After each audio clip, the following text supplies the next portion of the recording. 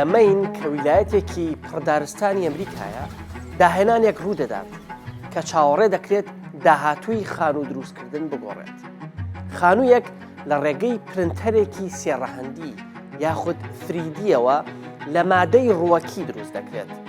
عەقڵی پشتەم داهێنانە مامۆستایەکی بەڕەچەڵەک لوبنانیە بە ناوی دکتۆر حەبیب داغەر کە چەندین خەڵاتی بۆ داهێنان بردووەتەوە.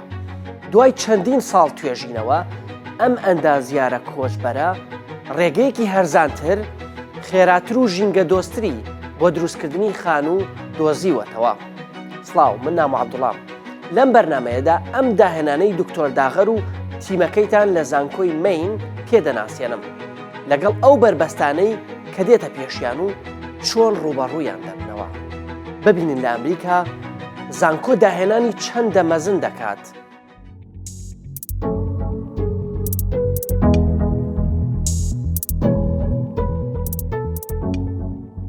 بیرۆکەکە لە پەیامێکی بەڕێوەبەرایەتی خانوبەرەی مەینەوە دەستی پێکرد.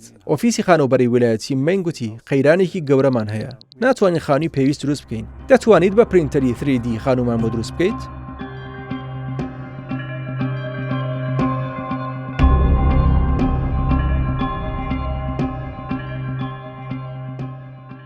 بەڕەچەڵەک خەڵکی لوبنانم. گەنجێکی تەمەن 17 ساڵ بووم کاتێک هاتم بۆ ئەمریکا. پێم وابوو تەنیا تێرمێکی خوێندنی کۆلێژ لێرە دەبم.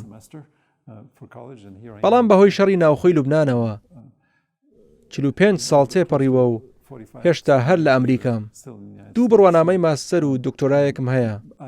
بڕوانامەی ماستەرەکانم لە ئەندازیاری میکانیکی و ئەندازیاری تەلارسازیدان و دکتۆراکەم لە ئەندازیاری تەلارسازیدایە. هاتمە زانکۆی مەین و ناوەندێکی توێژینەوەم لێرە بە ناوی سەنتەری سترەکچەر و پێکاتە دامەزراند. 27 ساڵەمەوە بەر تەنیا 5 کەس بووین. ئەمڕۆ گەشەمان کردووە بۆ 411 کەس.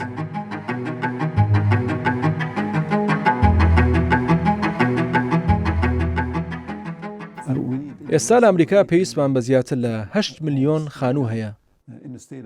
لە ویلایەتی مەین تاوەکو ساڵی 2030 نزیکەی 70,000 خانومان پێویست دەبێت. خەیرانی دەستی کارمان هەیە. خەڵکی پێویستمان نییە ئەو خانووانە دروست بکەن. پرنتەری 3D بریتیە لە دروستکردنی شت چین بە چین لە ڕێگەی ئامێرێکەوە کە مادە دەردەدات بۆ دروستکردنەوەی وێنەیەکی سێڕەهەندی ناو کۆمپیوتەر لە واقعدا. دەیان ساڵە بۆ دروستکردنی نمونە و بەشی ئۆتۆمبیل و فڕۆکە و کەشتی بەکاردێت. ئەمڕۆ هاتووەتە کەرتی بنیادنانەوە و ئەنجامی سەرسوڕهێنەری لێکەوتووەتەوە. لە شاری نیوپۆرت نیوزم لە ویلایەتی ڤێرجینیا لێرە شاهێدی بینی داهێنانێکین کە وەکو شۆڕشێک لە بواری خانوبەرەدا سیر دەکرێت. ئەوەی لێرەدا ڕوودەدات داهاتووی تەلارسازیە. لە پشتی منەوە خانوویەک بە پرنتەری 3D یاخود چاپی سێڕەهەندی دروست دەکرێت. ئەم دوو خانووە کارێکی هاوبەشی کۆمپانیای ئالکویستە کە پێشەنگە لە ئەمریکا لە بواری چاپی سێڕەهەندی بە کۆنکریت. ڕێکخراوێکی قازانجنەویست بە ناوی بنیادنان بۆ مرۆڤایەتی هابیتات فۆر هیومانیتی تا خانووی هەرزان بۆ خەڵکی کەم دەرامەد لە ڤێرجینیا دروست بکەن. ئەم خانووانە بە کۆنکریت دروستکراون کە باوترین مادەیە ئەمڕۆ لە دروستکردنی ئەو خانوانەدا بەکاردێت کە بە پرنتەری 3D دروست دەکرێن. کۆنکریت یاخود چیمەنتۆ مادەیەکی درێژخایەنە و دەستکەوتنی ئاسانە، بەڵام زۆر دۆستی ژینگە نییە. ئەم خانووە ڕووبەرەکەی 126 مەتر دووجایە. لەو کاتێک کە پرینتەرەکەمان دانا و دەستمان بە دروستکردنی خانووەکە کرد، تەنیا تا 40 کاژێری پێچوو تا پرینتەرەکە هەموو دیوارەکان دروست بکات. چۆن دەتوانین تەکنەلۆژیا بەکاربهێنین تا تێچووی خانوبەرە کەم بکەینەوە، بەتایبەتی لە ژینگەی ئێستا کە تێچووی بنیادنان بەردەوام لە زیادبوون و زیادبووندایە، نەک تەنیا لە ئەمریکا بەڵکو لە جیهاندا. پێویستمان بە تەکنەلۆژیا هەیە وەکو ڕێگەیەک بۆ کەمکردنەوەی تێچووی خانوبەرە.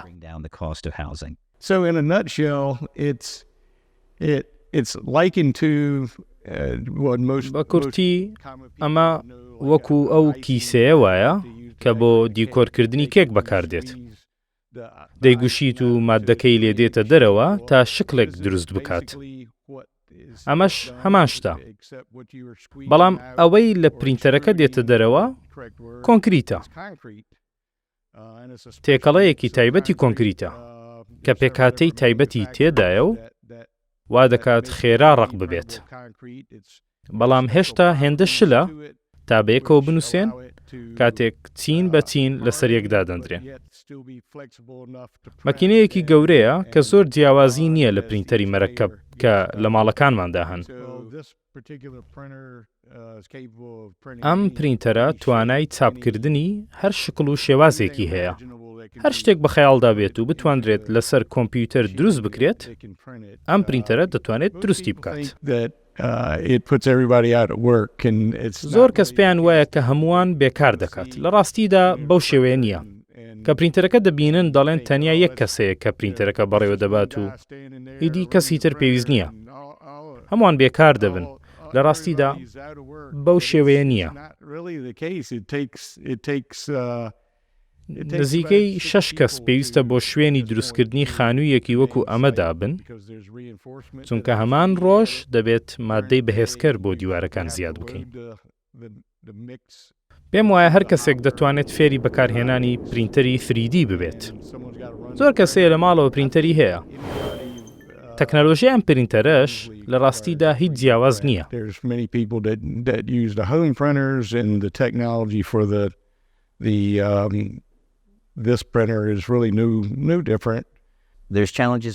ژینگە بربەستێکە. ئەگەر بارودۆخ گەرم بێت یان با هەبێت یاخود شێ زۆر بێت، هەموو ئەمانە کاریگەریان لەسەر پرینتەرەکە هەیە. بۆیە پێویستە بیر لە هەموو ئەمانە بکەیتەوە پێش ئەوەی دەست پێ بکەیت. دەبێت بچیت و تاقی بکەیتەوە و پاشان بزانیت چی ڕوودەدات و خۆت بگونجێنیت. باشترین بارودۆخی کەشوهەوا بۆ پرینتەری 3D چییە؟ بەڵێ شەی کەم پلەی گەرمی 10 تا 15 سەدی. نەبوونی بایەکی زۆر. هەموو ئەمانە وا دەکەن مادەکان بە جوانی یەک بگرن و ڕق ببن.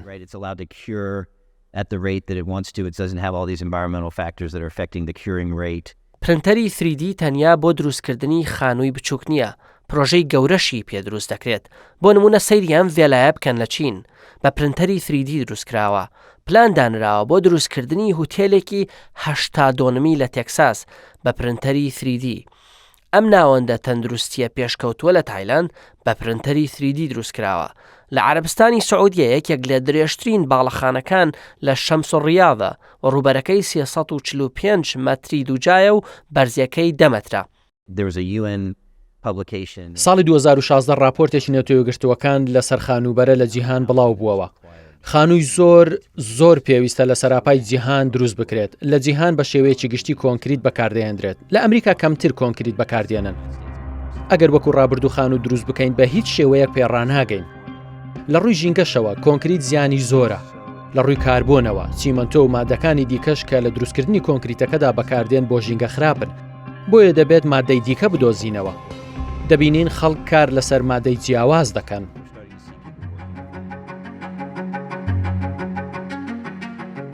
دکتۆر داغەر ئاگداری سنوورداری و زیانە ژینگەیەکانی کۆنکریتە. بە دوای مادەیەکی جێگرەوەدا دەگەڕێت کە کارکردن لەگەڵیدا ئاسانترە و زیانی ژینگەیی کەمترە. کۆنکریت مادەیەکی زۆر دۆستی ژینگە نییە. وەکو دەزانیت بەرهەمێنانی کۆنکریت هۆکارێکی گەورەی پیسبوونی ژینگەیە. بتوانیت مادەی زیندوو یاخود بایۆمەتریال وەکو دار بەکار بێنیت. ڕێگەیەکە بۆ کەمکردنەوەی دەردانی گازە ژینگە پیسکەرەکان لە کۆمەڵگەدا. ناوەندی لێکۆڵینەوەکەمان پلانێکی استراتیژی هەیە. پلانەکە ناومان ناوە جێم کە کورتکراوەی وزە و مادەی سەوزە بە ئینگلیزی. ئامانجمانە وزە و مادەی ژینگە دۆست بۆ کۆمەڵگا بێنی.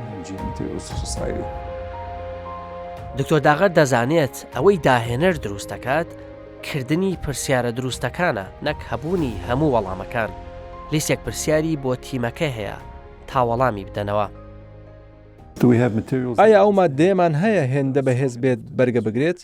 ئایا مادەمان هەیە مەرجەکانی ئاگر کوژێنەوە و ژەهراوی بوونی تێدا بێت؟ ئایا مادەمان هەیە بتوانین لە ئاستێکی گەورەدا بەرهەمی بهێنین و بتوانین گۆڕانکاری لە قەیرانی خانوبەرەدا بکەین؟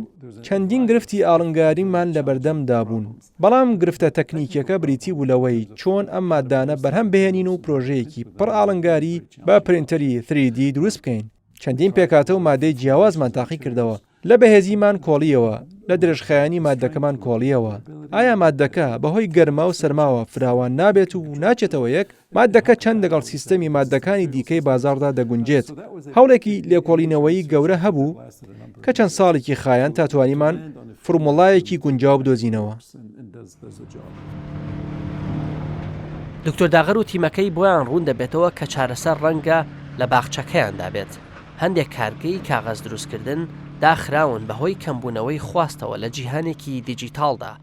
ئەوەش بۆتە هۆی مانەوەی بڕێکی زۆر بایۆمەتریاڵی وەکو وردەدار کە دەکرێت بۆ مەبەستی دیکە بەکاربهێنرێت. ویلایەتی مین لە هەموو ویلایەتەکانی دیکەی ئەمریکا زیاتر دارستانی هەیە. نزیکەی 90% ویلایەتەکە دارستانە. بەرهەمەکانی دارستان بەشێکی گەورەی ئابووریمان. چەند ساڵێک لەمەوبەر 7 کارگەی کاغەزمان داخران. ئەوەش بڕێکی زۆر وردەدار کە جاران بۆ کارگەی کاغەز دەچوو ئێستا شوێن نەبوو بۆی بڕوات. دەزانیت بڕەکەی چەندە گەورە بوو؟ نزیکەی 1 ملیۆن تۆن ماددە بوو کە هیچ شوێنێکی دیکەی نەبوو بۆی بڕوات. لە تاقیقەکەی دکتۆر داغر 2 مادەی ئومێدبەخش دەستنیشان دەکرێن تا گیراوەکە بۆ پرەنتەرە 3Dەکە دروست بکرێت تا خانووی پێ دروست بکات. لینجاویدار لەگەڵ وردەدار. لینجاو کە مادەیەکی سروشتیە وەکو سیکۆتین وایە لە گەرمەشامی وەری دەگرن. وردەدار داری وشکبووی هاردراوە کە بە هەمان شێوە لە درەختەوە دێت. تیمەکەی دکتۆر داغر ئەو وردەدارانە بەکاردەهێنن کە لە کارگە داخراوەکانی کاغەزدا بوونەتە پاشەڕۆ. 3 هۆکاری سەرەکی بۆ هەڵبژاردننی ئەم مادانە هەیە.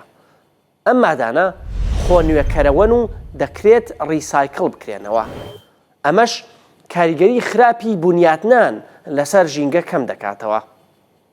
ئەم مادانە بۆ جیاکردنەوەی پلەی گەرما و سەرما زۆر باشن. بە پێچەوانەی کۆنکریتەوە ئەم مادانە دەکرێت 4 وەرزەی ساڵ بە پرنتەری 3D خانوویان پێ دروست بکرێت.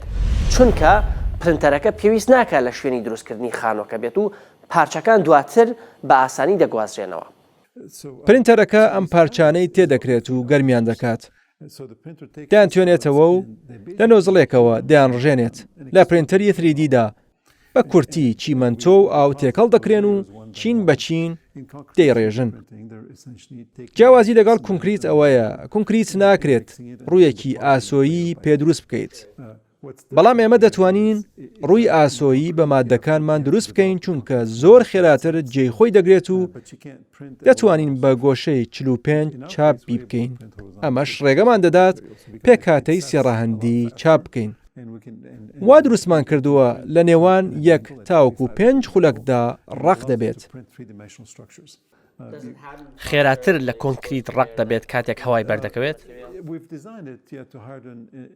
وا چینەکان دیزاین دەکەین کاتێک پرینتەرەکە دەگەڕێتەوە بۆ چینی دووەم مادەکە بە پێویست ڕق بووە بەڵام هێشتا هەندێک گەرمە تاوەکو بە جوانی بلکێت بە چینی دواترەوە. تیمەکەی دکتۆر داغر شتێک دەکەن هەرگیز نەکراوە. بۆیە هیچ ڕێو شوێنێک یاخود مانیۆڵێک نییە لەسەری بڕۆن. تەنیا بیردۆزیان لە بەردەستایە تا تێستی بکەن. لە ئەزمونەکانیاندا ڕوبەڕووی ئالەنگاری دەبنەوە. چونکە پێشتر کەس ئەمەی نەکردووە بەڕاستی نازانیت ڕوبەڕووی چی دەبیتەوە. تەحەدیاتەکان زۆر بوون. ئەمە ڕێگایەک نەبوو بە گوڵ ڕازێنرابێتەوە. ڕێگایەکی زۆر سەخت بوو بەڵام ئێستا زۆر باشتر بووین لەو کارەدا. بێگومان هەرگیز ناتوانیت دڵنیابیت هەموو شتێک سەردەگرێت. بەڵام ئێمە متمانەمان هەبوو کە تیمەکەمان هێندە ئەزموونی هەیە بتوانێت بەسەر هەر بربەستێکدا زاڵ بێت کە دەکرێت ڕوبەڕوویان ببێتەوە. جارێکیان پرینتەرەکە کوژایەوە هەموو شتێک لە کار کەوت. ئێمە چوینەوە لای دروستکەرانی ئامێرەکە و لەگەڵیان کارمان دەکرد بەڵام کەس نەیدەزانی کێشە چییە و چی بکات. ئەمە یەکەم پرۆژەی پڕئالەنگاری دکتۆر داغر نییە. داهێنانەکانی ئەم پرۆفیسۆرە بوارەکانی دیکەشی گرتووەتەوە. یەکێکە لەو زانایانەی کە بیرۆکەی بەکارهێنانی تۆرباینی باگ لەسەر دەریا داهێناوە و داهێنانی لە دروستکردنی کردا خەڵاتی بەناوبانگی لە بواری ئەندازیاری مەدەنیدا بردووەتەوە. تەکنۆلۆژیای با بۆ دروستکردنی کارەبا لەسەر ئاو تەکنۆلۆژیایەکی مەزنە بۆ داهاتووی کۆمەڵگە و ئێمە ئێستا پێشەنگین لەو بوارە تایبەتەدا لە ئەمریکا. 10 ساڵ پێش ئێستا یەکەم تۆرباینی بامان لەسەر ئاوەکانی ئەمریکا دانا لەم تاقیگەی ئێمە دیزاین کرابوو.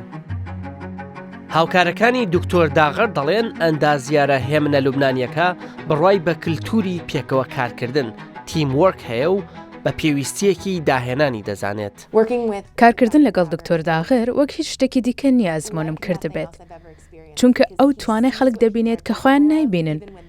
ئەمەش هۆکاری ئەنجامدانی ئەم دیاردەیە لە خانوویەکدا کە پرنتەری 3D و لە بایۆماتریال دروستکراوە چونکە ئەمە دیزایانی ئەومان پێدەکرێت. پێم وایە ئاسانە هەمیشە بڵێیت ئەوە زۆر قورسە و هەرگیز نەکراوە، بەڵام کارکردن لەم ژینگەیەدا لەژێر دەستی دکتۆر داخر و لە زانکۆ مەیندا ئەو دنیابینیەیە کە کەسمان هێندەی هەمومان زیرەک نین و دەتوانین ئەم شتانە بکەین. ئەگەر پێکەوە کار بکەین و مێشکمانی بۆ تەرخان بکەین دەتوانین بیکەین.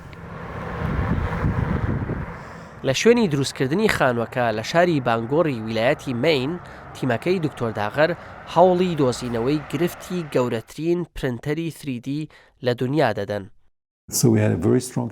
تیمێکی زۆر بەهێزمان هەبوو. تیمەکە ئەزمونێکی زۆر باشی هەیە. گوتم لەم تاقیگەیە تیمێکمان هەیە کە زیاتر لە 400 کەس پێکاتوە. ئەندازیار، زانا، فیزیاناس و هەتا دوایی. هەبوونی تیمێکی وا دەمانزانی خەڵکی گونجاومان هەیە بۆ هەر بربەستێک بێتە پێشمان. دەتوانین چارەسەری بکەین. دەرکەوت چونکە مادەیەکی زۆرمان پرۆسس دەکرد، تۆزی وردەدار لەسەر زمانەیەکی مەکینەکە کۆبووە.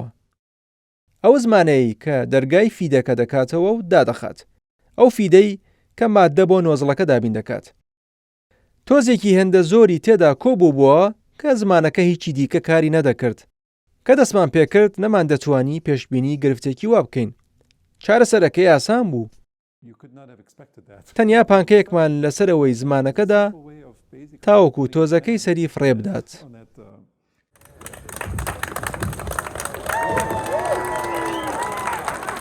دوای هەوڵدانی بەردەوام تیمەکەی دکتۆر داغەر پرۆژەکە تەواو دەکات.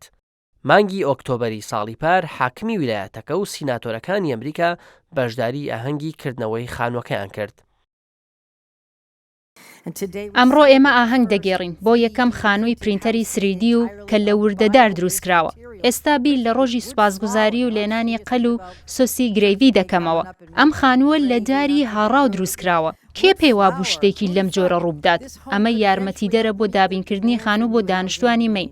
دروستکردنی ماڵ بەم شێوازە دەردانی کاربۆن لە پرۆسەی بیناسازیدا ناهێڵێت و پشتگیری پیشەسازی بەرهەمەدارستانی نەریتیەکان دەکات. ئەم سێشتە دەستکەوتن بۆ حەبیب داغەر و تیمەکەی. شانازی دەکەم بە پلانی بوژانەوە یارمەتیدەر بوون بۆ پشتگیری ئەم پرۆژەیە بە 15 ملیۆن دلار. پارەی حکوومەت بوو بۆیە سوپاس بۆ سیناتۆر کۆڵێنس. زۆر سوپاس حەبیب. حەبیب سوپاسی هەمووانی کرد. بۆچی هەمومان سوپاسی حەبیب نەکەین بۆ ئەو دیدگای هەیەتی؟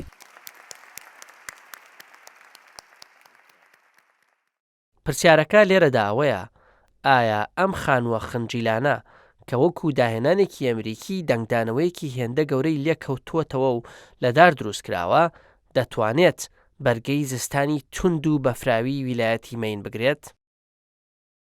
دروستمان کرد تاوەکو بزانین دەتوانێت بەرگەی بارودۆخی ئاسایی بگرێت. نیگەران بووین بۆ نمونە کە ڕەنگە ئەم مادەیە فراوان ببێت و بچێتەوە یەک چونکە مادەیەکی نوێیە کاتێک گەرم دەبێت و سار دەبێتەوە ئایا فراوان دەبێت و دەچێتەوە یەک.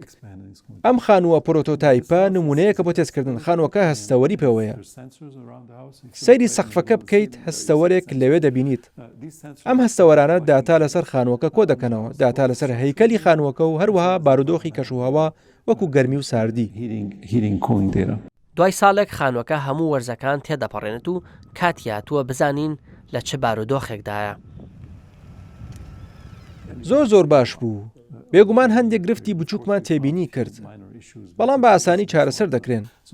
هیچ شەخبوونێکی گەورەمان نەبینی کە خانووی ئاسایی تازە دروستکرا و نایبێت.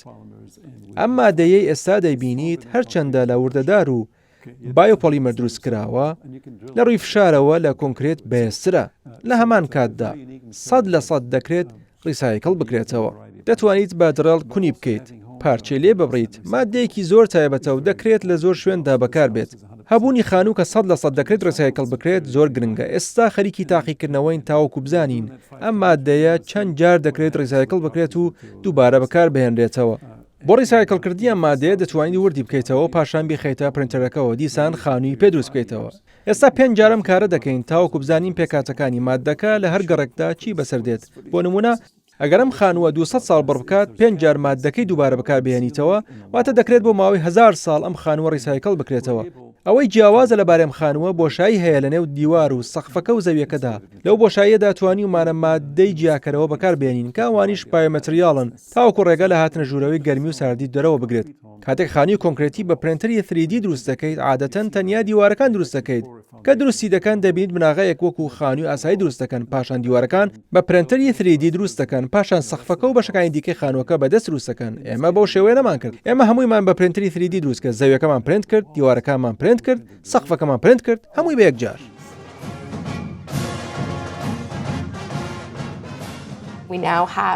گەورەترین پرینتەری 3D تێرمۆپلاستیکمان هەیە. بەکاری دێنین بۆ دروستکردنی خانوو و کەشتی. هەستمان کرد پێویستمان بە پرینتەری گەورەتر هەیە. زیاترمان پێویستە. چونکە ئەگەر ئەمە لە ئاستێکی فراواندا بکەین دەبێت خێراتر خانوو دروست بکەین. دەبێت پرینتەرەکە مادەی زۆرتر بڕێژێت. ئەم هاوینە پرۆژەیەک ڕادەگەێنین بە ناوی کارگەی داهاتوو. کارگەیەکە کە جەخت دەکاتە سەر بەرهەمێنانی خانووی زیاتر بێگومان تاوکو خێراترم خانووانە بەرهەمبێنیت نرخەکان کەمتر دەبن. ئەم خانووە بەش دروست کراوە. ئامانجمانە بتوانین هەرچی لۆش کاژێرێک خانوویەک دروست بکەین. خانوویەک بە 2 ڕۆژ بە 1 مەکینە تەنیا بە 1 کامێر. بێگومان ئەگەر 2 پرینتەرت هەبێت ئەوا دەتوانیت هەموو 24 کارژێرێک خانوویەک دروست بکەیت. دەکەوێتە سەرەوەی چەند مەکینە لە کارگەی و بەرهێنانەکەت هەیە. تێچووی مادەکان بۆ ئەم خانووە نزیکەی 40,000 دلارە لە ویلایەتی مین خانوویەک کە ڕووبەرەکەی 600 پێی دووجا بێت وەکو ئەم خانووە نزیکەی 300,000 دلاری تێدەچێت. مادەکان نزیکەی 40,000یان تێچووە. ئێستا هەڵسەنگاندن دەکەین کە تێچووی بەرهەمێنان چەندە. کاتێک ئەو ژمارانەمان کەوتە دەست بڕوامان وایە دەتوانین ڕکابەری شێوازی نەریتی دروستکردنی خانووبەرە بکەین. ئەوەی گرنگترە ئەوەیە کە شێوازی نەریتی خانوو دروستکردن بۆ هەمووان بەردەست نین چونکە کرێکارمان نییە دروستیان بکات. ئەم هاوینە خانووی دووەم دروست دەکەین کە ڤێرژنێکی گەورەتری ئەم خانووەیە بە خێراییەکی زیاتر دروستی دەکەین. ژمارەیەک لە کۆمپانیەکانی خانووبەرە پەیوەندیان پێوە کردوین تا لەگەڵیان کار بکەین بۆ دروستکردنی خانوو. یەکێک لەو کۆمپانیایانەی ئەم ناوچەیە ناوی پێنکویستە لەگەڵیان ڕێککەوتوین تاوکو گەڕێکێکی نۆماڵی بەم تەکنۆلۆژیای دروست بکەین. ئەوەی لە هەمووی دڵخۆشکەرتر بوو ئەو ڕۆژەی خانووەکەمان کردەوە خەڵکێکی زۆر هاتن سەدان کەس هاتنە ئێرە.